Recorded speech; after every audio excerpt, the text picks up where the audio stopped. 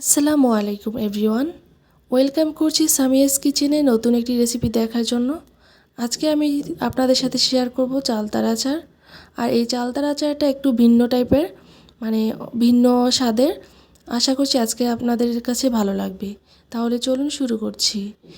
আমি এখানে আচারের জন্য 2টা চালতা নিয়েছি, ভালোভাবে ধুয়ে নিয়েছি আর পানি নিয়ে নিয়েছি একটা বলে, যাতে কেটে সাথে সাথে আমি বলের মধ্যে রেখে দিতে পারি আর কষে কালো কালো না হয়ে যায়। তো আমি চালতাগুলো কেটে নিব। আর চালতা কাটার আগে আমি ভালোভাবে ঘষে ঘষে ধুয়ে নিয়েছি উপরের ময়লাটা।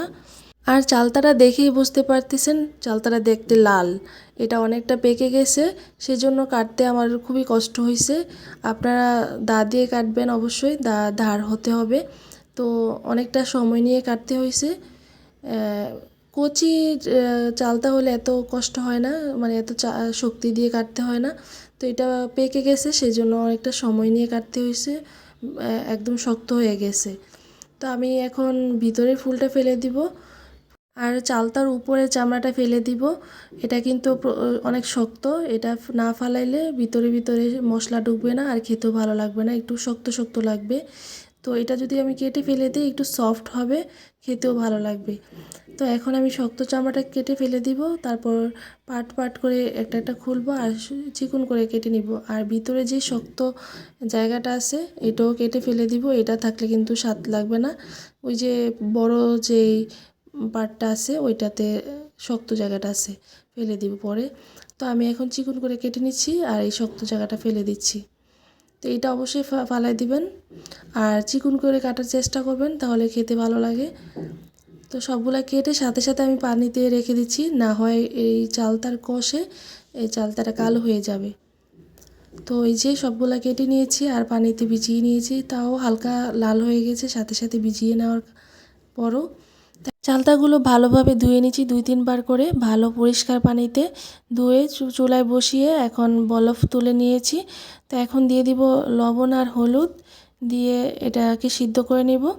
আর পানি বেশি দিব না, যতটুক পানি লাগবে সিদ্ধ হতে অতটুক পানি দিয়েছি। আর এই চালতাটা পাকা চালতা, অনেকটা সময় লাগবে সিদ্ধ হতে।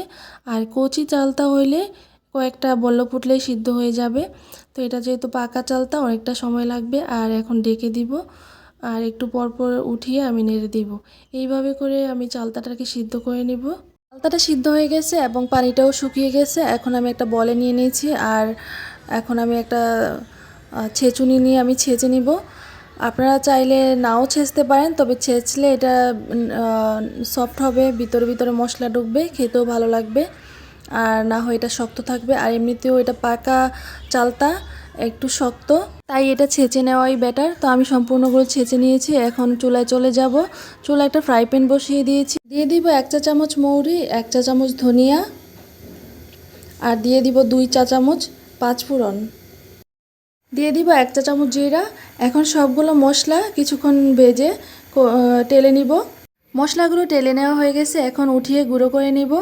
আর ফ্রাই প্যানে দিয়ে দিব সরিষার তেল 1/3 কাপ, আর দিয়ে দিব 2টা তেজপাতা, দিয়ে দিব 2টা দারচিনি, 2টা এলাচ, আর দিয়ে দিব 4টা শুকনা মরিচ।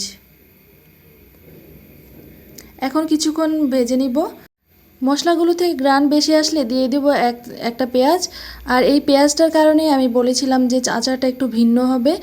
তো এই পেঁয়াজটা দেওয়ার কারণ হলো আমি কখনো পেঁয়াজ দিয়ে আচার বানাই নাই, তো পাশের বাসার ভাবি এইভাবে বানায়, ওনার আচারটা খুবই টেস্ট হয়েছে। ভাবি পরামর্শ দিয়েছে যে আচারটা পেঁয়াজ দিয়ে বানিয়ে দেখবেন, অনেক টেস্ট হয়, আসলেই খুবই টেস্ট হয়েছে। তো আপনারাও ট্রাই করবেন। তো দিয়ে দিচ্ছি আদা রসুন, আদা দিয়েছি 1 চা চামচ আর রসুন দিয়েছি 1.5 চা চামচ। তো আদা রসুন দিয়ে কিছুক্ষণ কষিয়ে নিব, যখন কাঁচা গন্ধটা দূর হয়ে যাবে তখন দিয়ে দিব বাকি মশলাগুলো। এই যে দিয়ে দিচ্ছি লবণ, লবণটা দিয়ে কিছুক্ষণ নেড়ে দিব। আর দিয়ে দিব মরিচের গুঁড়ো 1 চা চামচের থেকে একটু কম। আর দিয়ে দিব বাকি মশলাগুলো, যেগুলা তেলে গুঁড়ো করে রেখেছিলাম এই মশলাগুলো দিয়ে দিচ্ছি। এখন কিছুক্ষণ কষিয়ে দিয়ে দিব চালতাগুলো। তো চালতাগুলো দিয়ে দিচ্ছি, এখন চালতাগুলো দিয়ে দিব আর একটু পরপর নেড়ে দিব, না হয় মশলাটা পুড়ে যাবে। তো এই তেল মশলায় কিছুক্ষণ কষিয়ে নিব। আর চালতার আচারে বেশি তেল দেয় না, আপনারা চাইলে হালকা বাড়িয়ে দিতে পারেন, তবে চালতার আচারে একদম ডুবো ডুবো তেল দেয় না, তাহলে খেতে মজা হয় না। তো এইভাবে কিছুক্ষণ কষিয়ে নিব। আর একটু পর পর এই পর্যায় থেকে একটু পর পর একটু একটু চিনি দিব, একবারে চিনি দেওয়া যাবে না, একটু একটু দিব আর নেড়ে চেড়ে চিনিটা গলিয়ে নিব। তারপর আবার একটু চিনি দিব। তো এইভাবে করে একটু একটু চিনি দিব আর একটু জাল করে নিব, চিনিটা গলিয়ে নিব, আবার একটু চিনি দিব, এইভাবে করে দিয়ে দিব পর্যাপ্ত চিনি। আপনাদের পছন্দ মতো আপনারা চিনি দিয়ে দিবেন, অথবা এটা গুড় দিয়েও তৈরি করতে পারেন, যার যেমন পছন্দ। আরেকটা কথা বলতে ভুলে গেছি, লাস্ট পর্যায়ে আমি ভিনেগার দিয়েছিলাম, এটা ক্যামেরা চালু করতে ভুলে গিয়েছিলাম। তো আপনারা ভিনেগার দিবেন অবশ্যই, না হয় আচারটা নষ্ট হয়ে যাবে। তো ফাইনাল লুক হয়ে গেছে। তো দেখুন কতটা লোভনীয় লাগছে, দেখতে যেমন লোভনীয় লাগছে, খেতেও খুবই সুস্বাদু হয়েছে। আশা করছি আজকের এই রেসিপিটি আপনাদের কাছে ভালো লেগেছে। আর যদি ভালো লাগে অবশ্যই আমার চ্যানেলটাকে সাবস্ক্রাইব করে দিবেন আর লাইক কমেন্ট শেয়ার করে দিবেন। ওকে, আল্লাহ হাফেজ, আসসালামু আলাইকুম।